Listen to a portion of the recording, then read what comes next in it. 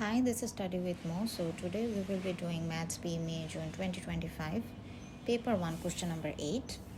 Let's go to question number 8. So first write down the value of p to the power 0, where p is greater than 0.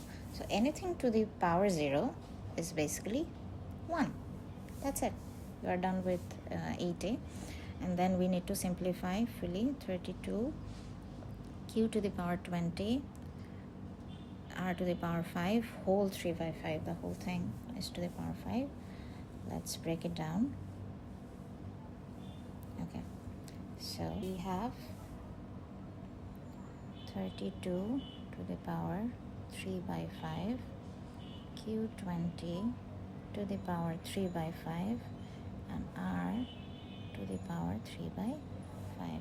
So 32 can be written as 2 to the power 5 multiply 3 to the power 5, and we can already cut this q to the power 4 into 3, and then we can also cut this r to the power 3.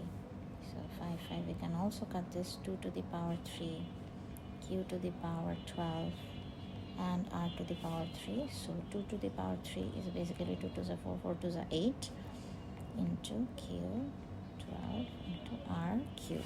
So 8 q 12 r cube. So we are done with 8a and